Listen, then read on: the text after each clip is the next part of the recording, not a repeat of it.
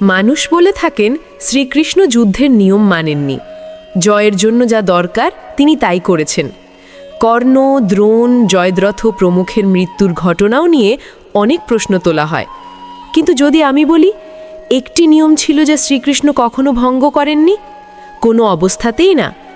সামাজিক নিয়ম তিনি ভেঙে দিতেন, যুদ্ধের নিয়মও অমান্য করতেন, কখনো কখনো আচার অনুষ্ঠানের বিধিও অস্বীকার করতেন। তাহলে সেই কোন নিয়ম ছিল যা তিনি শেষ পর্যন্ত পালন করেছেন? সেই নিয়ম ছিল লোক সংগ্রহ। লোক সংগ্রহের অর্থ হল এমন কর্ম যা সমাজকে রক্ষা করে, নির্দোষদের রক্ষা করে, বড় ধরনের বিনাশ বা ধ্বংস হওয়া থেকে বাঁচায়। আর এটাই হলো সত্য ও সর্বোচ্চ ধর্ম। বাইরে থেকে যতই কঠিন আর অন্যায় লাগুক না কেন, কৃষ্ণকে তখনও ভুল বোঝা হয়েছিল, আজও বোঝা হয়।